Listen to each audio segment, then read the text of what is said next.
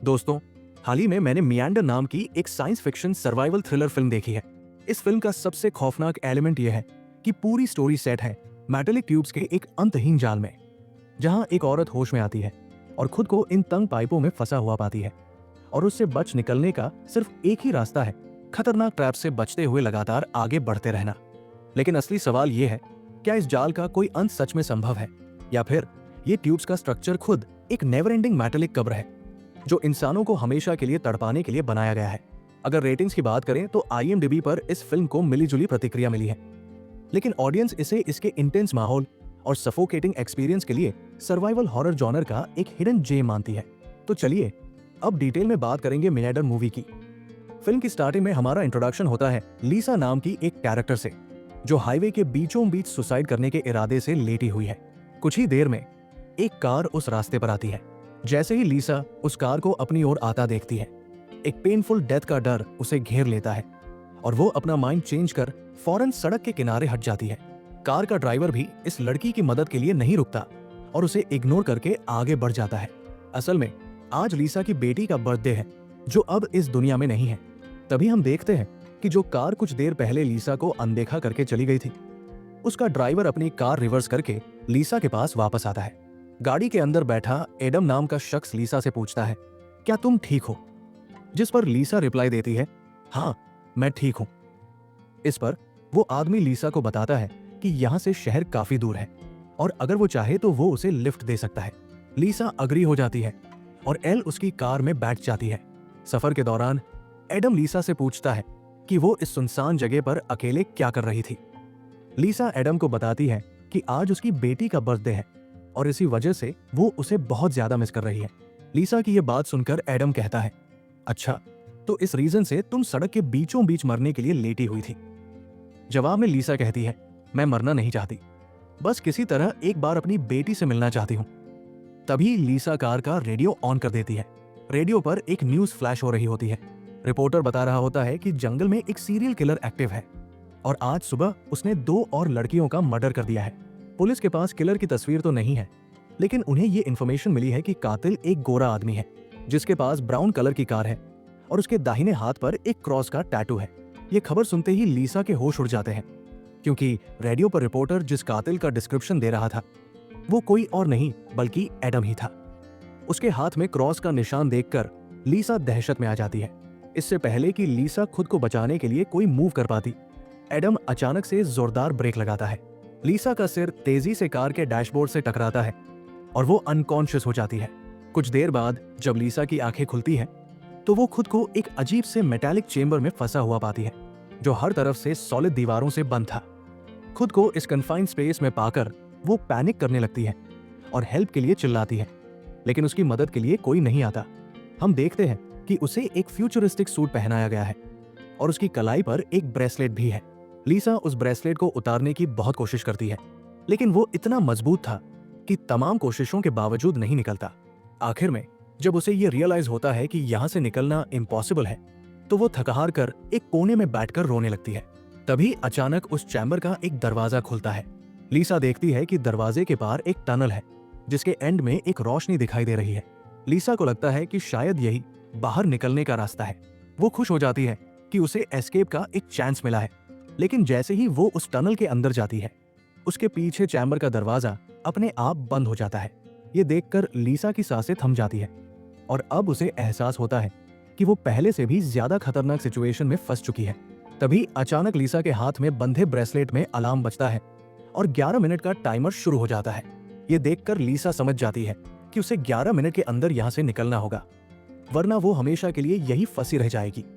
इसलिए लीसा क्रॉल करते हुए तेजी से उस रोशनी की तरफ बढ़ने लगती है, लेकिन जैसे जैसे वो उस लाइट के करीब पहुंचती है, तभी अचानक उस टनल का एग्जिट डोर धीरे धीरे बंद होना शुरू हो जाता है। ये देखकर लीसा और तेजी से आगे बढ़ती है, लेकिन जब तक वो दरवाजे तक पहुंचती है, वो पूरी तरह से बंद हो चुका होता है। लीसा को समझ नहीं आता कि अब यहाँ से कैसे निकला जाए। वो चीख चीख कर रोने लगती है। तभी उसकी नजर उस दरवाजे के बगल से जा रहे एक दूसरे टनल पर पड़ती है, लेकिन वो रास्ता बहुत ही ज्यादा नैरो था। लीसा के पास अब कोई दूसरा ऑप्शन नहीं था, इसलिए लीसा हिम्मत करके किसी तरह उस सुरंग के अंदर घुस जाती है और काफी मुश्किलों के बाद वो उस रास्ते को पार कर लेती है। आगे बढ़ते हुए वो एक ऐसी जगह पहुंचती है जो एक प्लेटफॉर्म जैसी जगह पर खुलता है, जहां से दो रास्ते जाते हैं, एक ऊपर की तरफ और एक नीचे की तरफ। लीसा कंफ्यूज होकर ऊपर वाला रास्ता चुनती है और घुटनों के बल आगे बढ़ने लगती है। लेकिन थोड़ा आगे जाते ही नीचे का फ्लोर ऊपर की तरफ उठने लगता है। अगर लीसा टाइम पर वहां से नहीं निकली तो वो उन दोनों दीवारों के बीच में बुरी तरह क्रश हो जाएगी। लीसा डर के मारे तेजी से क्रॉल करने लगती है। वो उस ट्रैप में बस पिसने ही वाली थी कि तभी लीसा अपनी जान बचाकर वहां से निकलने में कामयाब हो जाती है। खुद को कुचलने से बचाकर वो एक राहत की सांस लेती है, लेकिन उसे ये नहीं पता था कि अब उसके लिए मुश्किलें और भी बढ़ने वाली है, क्योंकि आगे का रास्ता और भी ज्यादा खतरनाक है। तभी उसकी घड़ी में अलार्म बजता है, जो ये सिग्नल दे रहा था कि आधा टाइम खत्म हो चुका है और अब उसके पास सिर्फ 5 मिनट बचे हैं। इसलिए उसने एक बार फिर आगे बढ़ना शुरू किया। कुछ ही दूर चलने पर उसे रास्ते में कोई लेटा हुआ नजर आया। लीसा जब उसके पास पहुंची तो उसने पाया कि वो कोई जीता जागता इंसान नहीं, बल्कि एक जली हुई डेड बॉडी थी, जिसकी कंडीशन बहुत खराब थी। उस बॉडी के हाथ पर भी बिल्कुल वैसी ही वॉच बंधी थी जैसी लीसा के हाथ पर थी। लीसा को यह रियलाइज हुआ कि यह शख्स भी उसकी तरह इस टनल से निकलने की कोशिश कर रहा था, लेकिन वो इसमें कामयाब नहीं हो पाया और मारा गया। मतलब यहां से एस्केप करना प्रैक्टिकली इम्पॉसिबल है। इस डेड बॉडी को देखकर लीसा की बची खुची होप भी खत्म हो गई, लेकिन उसने किसी तरह हिम्मत जुटाई, बॉडी को रास्ते से हटाया और आगे बढ़ गई। जब उसने अपनी वॉच की तरफ देखा तो उसके पास सिर्फ 2 मिनट का टाइमर बचा था, इसलिए वो और भी स्पीड से आगे बढ़ने लगी। तभी अचानक लोहे की मजबूत सलाखों ने उसका रास्ता ब्लॉक कर दिया। साथ ही उस टनल की दीवारों से कई सारे हीटिंग पाइप्स बाहर निकलने लगे और उस जगह का टेम्परेचर बढ़ाने लगे। ये देखकर लीसा बुरी तरह पैनिक कर गई। उसे यकीन हो गया कि जल्द ही उसकी हालत भी उस जली हुई बॉडी जैसी होने वाली है। उसे समझ नहीं आ रहा था कि अब आगे क्या करें। तभी उसके पीछे दीवार में एक छोटा सा सेक्शन खुल गया, जिसे देखकर लीसा पीछे की तरफ क्रॉल करती हुई उसके अंदर घुस गई। अगले ही पल एक ग्लास डोर ने उस सेक्शन को पूरी तरह सील कर दिया। जैसे ही लीसा की वॉच में टाइमर 0 हुआ, उन हीटिंग पाइप से आग के फव्वारे निकलने लगे और देखते ही देखते पूरी टनल आग की लपटों में घिर गई। लीसा जिस चेंबर में थी वो पूरी तरह से सिक्योर था, जिससे उसकी जान बच गई। कुछ देर बाद वो हीटिंग पाइप्स वापस दीवार के अंदर चले गए। लीसा जिस चेंबर में बंद थी उसका दरवाजा खुल गया। लीसा ने जो मंजर अपनी आंखों से देखा था, उसकी वजह से वो उस सेक्शन से बाहर नहीं निकलना चाहती थी, पर उस सेक्शन की दीवार ने लीसा को बाहर की ओर पुश कर दिया और खुद पहले की तरह टनल का हिस्सा बन गई। लीसा के बाहर आते ही उसकी वॉच में फिर से 11 मिनट का टाइमर सेट हो गया। वो जैसे ही थोड़ा आगे चली, उस टनल की छत नीचे आने लगी और लगभग उससे चिपक गई। सिर्फ इतना गैप बचा था कि वो बस क्रॉल करके ही आगे जा सकती थी। लीसा अब पूरी तरह हेल्पलेस महसूस कर रही थी। वो फूट फूट कर रोने लगी। जब उसकी नजर वॉच पर पड़ी तो उसका टाइम तेजी से खत्म हो रहा था, जिसका मतलब था कि ठीक 11 मिनट बाद इस टनल में फिर से आग का सैलाब आएगा और लीसा को राख बना देगा। उसने सोचा, इस तरह भयानक मौत मरने से बेहतर है कि एक लास्ट ट्राई और किया जाए। इसीलिए वो फिर से हिम्मत करके अपनी जान बचाने के लिए पीठ के बल अपने हाथों के सहारे क्रॉल करते हुए आगे बढ़ने लगी। थोड़ी दूर ऐसे ही रेंगने के बाद वो टनल खत्म हो गई और आगे एक बड़ा सा पानी का टैंक था। लीसा बुरी तरह थक चुकी थी और प्यास से उसका गला सूख रहा था। वो उसी पोजीशन में लेटे हुए हाथों से पानी पीकर अपनी प्यास बुझाती है। जब उसने अपनी वॉच की तरफ देखा तो सिर्फ 8 मिनट बचे थे। अब पानी में उतरने के सिवा उसके पास कोई दूसरा ऑप्शन नहीं था, इसलिए वो एक गहरी सांस लेकर पानी में उतर गई। पानी में जाने पर पता चला कि टैंक काफी बड़ा था। उसे समझ नहीं आ रहा था कि किस डायरेक्शन में जाना है।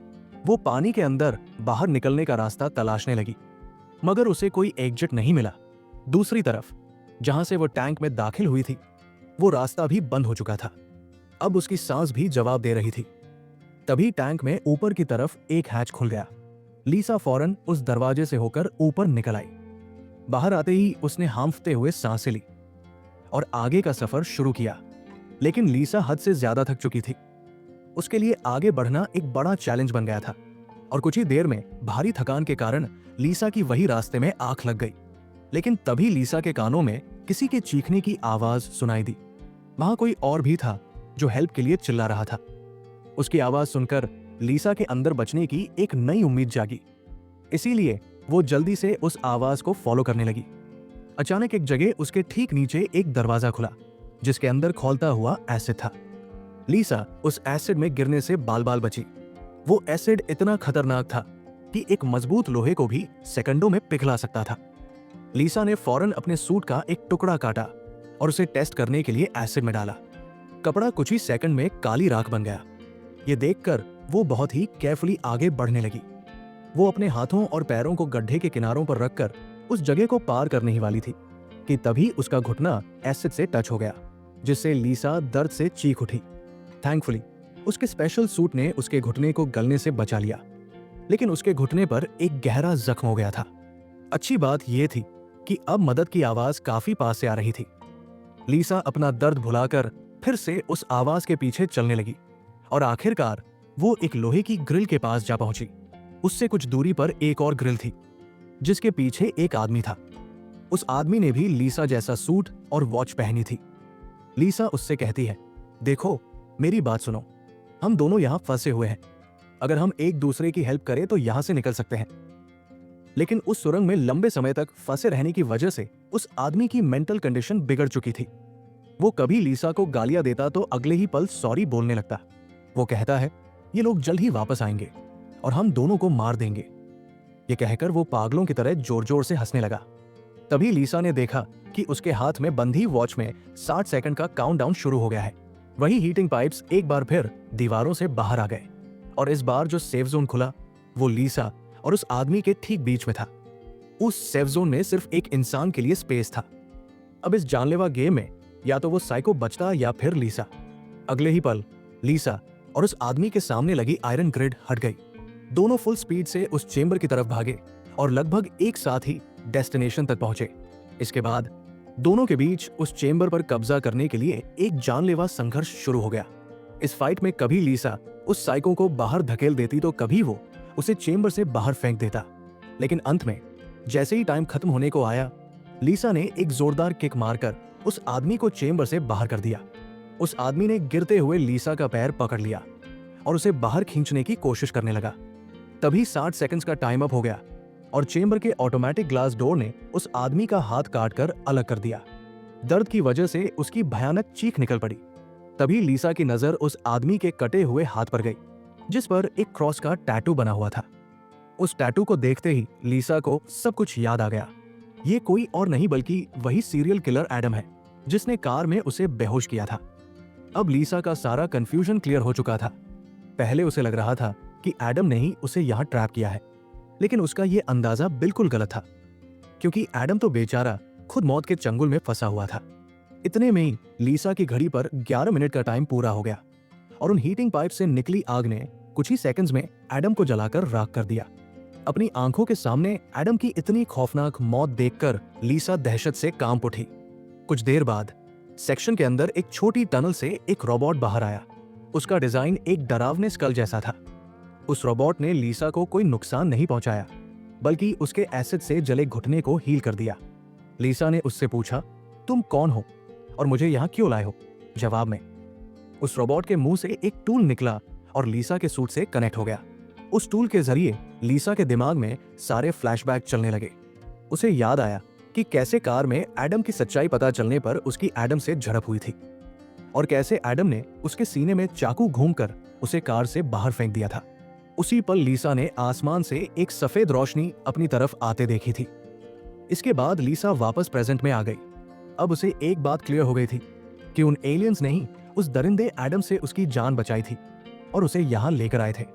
लेकिन वो उसे यहाँ क्यों लाए थे, ये बताए बिना ही वो रोबोट वहां से चला गया। लीसा ये भी समझ गई कि ये जो भी लोग हैं उनका इरादा उसे मारना नहीं है, उसे बस ये गेम सर्वाइव करना होगा, तभी वो यहाँ से बाहर निकल पाएगी। लीसा अब आगे का रास्ता तलाशने उस चेंबर से बाहर आ गई। एडम का कटा हुआ हाथ वही पड़ा हुआ था। उसी मोमेंट लीसा ने उस कटे हुए हाथ पर टाइमर के नीचे कुछ सिंबल्स बने हुए देखे। लीसा उन सिंबल्स का मतलब समझने की कोशिश कर ही रही थी कि तभी एक घूमता हुआ फैन उसकी तरफ आने लगा। उसे देखकर लीसा अपनी जान बचाने के लिए पीछे हटी और बाल बाल बचते हुए एक होल से ऊपर की टनल में चली गई। तभी अचानक उसे टनल के ऊपर किसी के चलने की आहट सुनाई दी। वो आहट एक जगह पर आकर रुक गई। वहां टनल का ढक्कन खुला और उसमें से एक भयानक क्रीचर नीचे उतरा। वो देखने में तो इंसानी था, लेकिन जानवरों की तरह गुर्रा रहा था। उसका शरीर पूरी तरह जला हुआ था और उसकी आंखें सफेद पत्थर जैसी चमक रही थी। तभी लीसा की नजर उसके कटे हुए हाथ पर गई। ये देखकर लीसा समझ गई कि ये कोई और नहीं बल्कि एडम ही है, जो जलने के बाद एक मॉन्स्टर में बदल चुका है। अब वो लीसा को खत्म करना चाहता था। एडम की आंखें जल चुकी थी, इसलिए वो लीसा को देख तो नहीं सकता था, पर उसकी सुनने की पावर बढ़ गई थी। लीसा चुपचाप धीरे धीरे आगे बढ़ने लगी, लेकिन तभी उसकी घड़ी के फर्श से टकराने की एक हल्की सी आवाज हुई, जिससे एडम अलर्ट हो गया और तेजी से लीसा को मारने के लिए उसके पीछे दौड़ा। इससे पहले कि एडम उसे पकड़ पाता, लीसा एक पतली सुरंग से दूसरी तरफ निकल गई। एडम को कुछ दिखाई न देने की वजह से वो उस जगह को पार नहीं कर पाया। लीसा उस टनल से आगे बढ़कर एक ऐसी जगह पहुंची जहां से आगे जाने के लिए दो रास्ते थे। लीसा को समझ नहीं आ रहा था। काफी सोचने के बाद भी जब उसे कुछ समझ नहीं आया तो उसने अंदाजे से लेफ्ट वाली टनल में एंट्री ले ली। उस टनल के बाहर एक कमरा था जिसकी चारों दीवारें कांच की थी। उन दीवारों पर लीसा को अपने जन्म से लेकर अपनी बेटी को जन्म देने तक की सारी मेमोरीज दिखाई दे रही थी। वहां लीसा ने यह भी देखा कि कैसे उसकी एक लापरवाही की वजह से उसकी बेटी की जान चली गई थी। अपनी बेटी को याद करके लीसा फूट फूट कर रोने लगी। तभी उसने देखा कि ऊपर छत से एडम फिर से उसका पीछा करते हुए आ रहा है, लेकिन लीसा उससे अपनी जान बचाकर एक दूसरी टनल में पहुंच गई। वहां उसने कुछ ऐसा देखा जिससे उसकी खुशी का ठिकाना नहीं रहा। उसने देखा कि उस टनल के एंड पर बाहर का नीला आसमान चमक रहा था। अपनी आजादी को इतने करीब देखकर लीसा में दोबारा हिम्मत आ गई, लेकिन उस सुरंग को पार करने के लिए उसे एक कांटेदार रास्ते से गुजरना था। अब सिर्फ 60 सेकंड का टाइम बचा था। अगले ही पल हीटिंग पाइप्स भी दीवार से बाहर निकल आए, जो 60 सेकंड्स खत्म होते ही उस जगह को आग से भर देने वाले थे। लीसा ने बिना टाइम वेस्ट किए उन कांटेदार तारों के नीचे से निकलना शुरू कर दिया। वो नुकीले तार उसकी बॉडी में घुसकर उसकी पीठ को बुरी तरह जख्मी कर रहे थे। लीसा को बेहिसाब दर्द हो रहा था और उसकी पीठ से बहुत ज्यादा खून बह रहा था, लेकिन लीसा खुद की परवाह किए बिना धीरे धीरे उस नीले आसमान की तरफ बढ़ने लगी। तभी पीछे की सुरंग में एक चेम्बर खुला जिसमें एडम फौरन जाकर छिप गया। अब कुछ ही देर में आग का सैलाब आने वाला था। खून से लथपथ लीसा बाहर निकलने की आखिरी कोशिश कर रही थी, लेकिन बहुत ज्यादा ब्लड लॉस की वजह से अब आगे बढ़ना नामुमकिन सा लग रहा था। उसकी आंखें धुंधली हो रही थी। तभी 60 सेकंड्स खत्म हो गए और अगले ही पल वहां आग बरसने लगी। इससे पहले कि वो आग का सैलाब लीसा को अपनी चपेट में लेता, लीसा के ठीक नीचे एक गेट खुला और वो नीचे एक चेम्बर में जा गिरी और बेहोश हो गई। थोड़ी देर बाद जब लीसा की आंख खुली तो उसने देखा कि वो फिर से उसी स्टार्टिंग पॉइंट पर आ गई है जहां से उसने ये सब शुरू किया था। यानी अब तक उसने यहां से निकलने की जितनी भी मेहनत की वो सब जाया हो गई। ये देखकर लीसा अब पूरी तरह से टूट चुकी थी। उसी मोमेंट पर वो रोबोट उसके जख्मों पर ड्रेसिंग करने के लिए फिर से आता है। लीसा ने उसे ऐसा करने से मना कर दिया क्योंकि वो इस टॉर्चर को दोबारा झेलने के लिए रेडी नहीं थी। उसने रोबोट से कहा कि अब वो बस मरना चाहती है। उस रोबोट ने लीसा की कमांड फॉलो की और उसके मैकेनिज्म से एक इंजेक्शन लेकर लीसा की तरफ बढ़ने लगा। तभी अचानक लीसा को एडमम के हाथ पर बने सिंबल्स याद आ गए। वो समझ गई कि ये मार्क्स यकीनन यहाँ से बाहर निकलने का कोई कोड है, इसलिए वो अपने खून से दीवार पर वही डिजाइन बनाने लगी जो एडमम के हाथ पर थे। उसे काफी ध्यान से देखने पर लीसा को रियलाइज हुआ कि ये तो असल में एरोज हैं जो एग्जिट की डायरेक्शन बता रहे हैं। जैसे पहला एरो लेफ्ट की तरफ पॉइंट कर रहा था, जिसका मतलब था कि आगे आने वाले पहले 2 टनल्स में से उसे लेफ्ट वाले टनल के अंदर जाना है। दूसरा एरो राइट साइड की तरफ था, यानी पहले टनल को क्रॉस करने के बाद जब दोबारा 2 टनल्स का ऑप्शन आएगा तब उसे राइट साइड वाले टनल को चुनना होगा। उसे लगा कि जरूर उसकी घड़ी के नीचे भी इसी तरह के सिंबल्स होंगे जो बाहर निकलने का पूरा मैप बताते हैं। ये समझते ही लीसा ने उस रोबोट को अपने घाव हील करने का ऑर्डर दिया। ड्रेसिंग होते ही वो एक नई उम्मीद के साथ फिर से उन टनल्स में आगे बढ़ गई। लीसा पहले भी इन रास्तों से गुजर चुकी थी, इसलिए वो बड़ी आसानी से उन्हें पार करती हुई उस एसिड से भरे गड्ढे के पास पहुंचकर रुकी। वहां उसने अपनी वॉच को एसिड में डुबोकर जला दिया ताकि वो उसकी कलाई से अलग हो जाए। उसकी कलाई पर भी बिल्कुल वैसे ही सिंबल्स थे जैसे एडमम के हाथ पर थे, बस उनमें थोड़ा बहुत डिफरेंस था। लीसा उस जली हुई घड़ी को हाथ में लेकर आगे बढ़ी और उस पॉइंट पर पहुंच गई जहां उसने पहली बार 2 टनल्स में से लेफ्ट वाला चुना था। लेकिन सिंबल्स के मुताबिक करेक्ट रास्ता तो राइट वाला था। वो तेजी से राइट वाले टनल में चली गई, जहां आगे उसे 2 और टनल्स मिले, जिनमें से सही रास्ता लेफ्ट वाला था। इसी तरह लीसा अपनी कलाई पर बने मार्क्स की हेल्प से हर बार सही रास्ता चुनकर आगे बढ़ रही थी। लेकिन तभी एक बार फिर एडमम उसे चेस करने लगा। यहाँ लीसा ने स्मार्टली एक्ट करते हुए एडमम को कंफ्यूज करने के लिए एक टनल के अंदर अपनी घड़ी फेंक दी और खुद दूसरे टनल में छिप गई। एडमम घड़ी की आवाज का पीछा करते हुए गलत टनल में घुस गया। एडमम के जाते ही जब लीसा ने अपनी कलाई पर बने सिंबल्स चेक किए तो उसे पता चला कि उसने एडमम को जिस टनल में भेजा था वही असल में करेक्ट रास्ता था।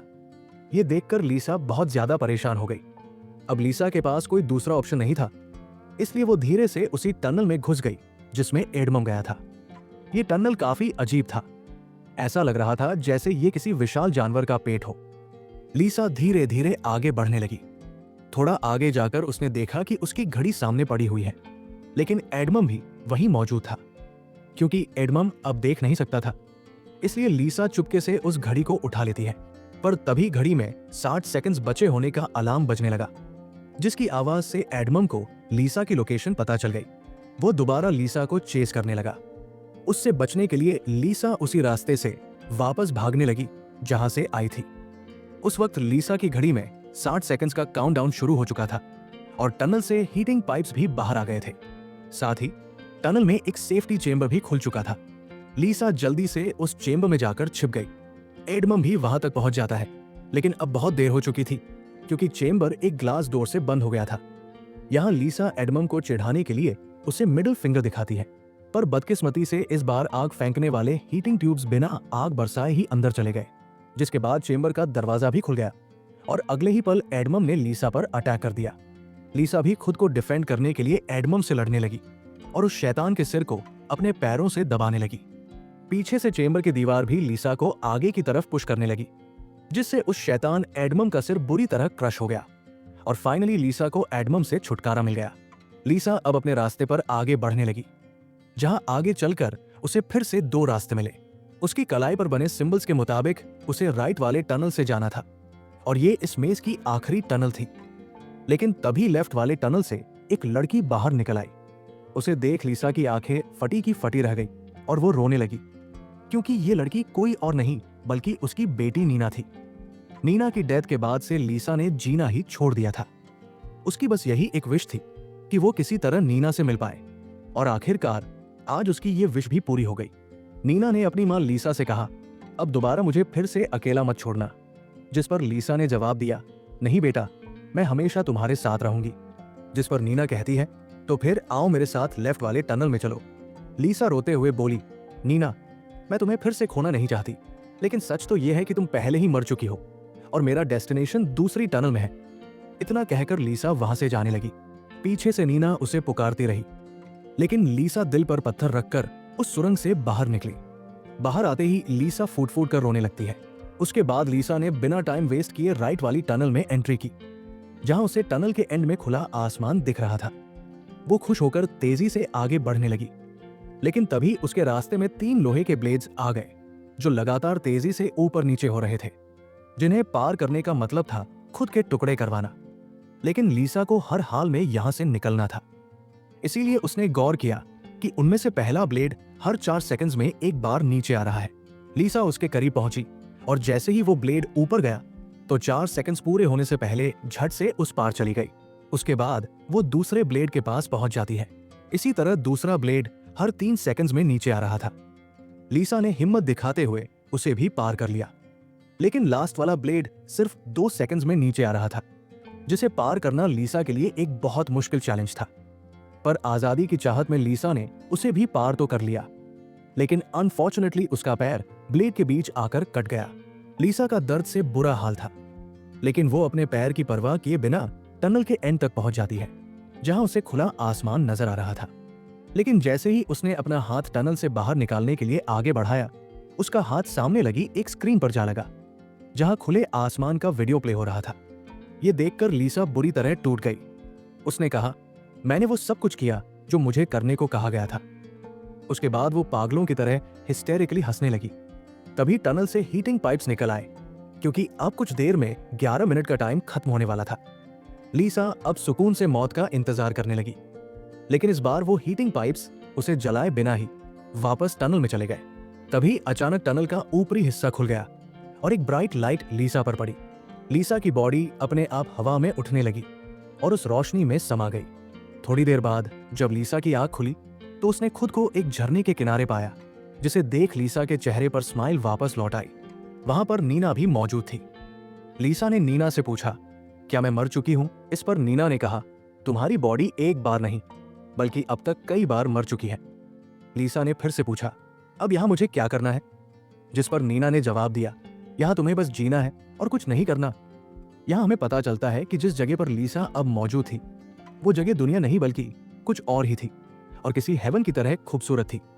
इस फिल्म का सिंपल एक्सप्लेनेशन ये है कि लीसा जब एडमम के साथ कार में ट्रैवल कर रही थी तब एडमम ने उस पर चाकू से हमला करके उसे मार दिया, जिसके बाद वो सीधा हेल पहुंची। वहां उसके सारे पाप धुल गए और एंड में वो हेवन जा पहुंची। इसी के साथ ये कहानी खत्म हो जाती है।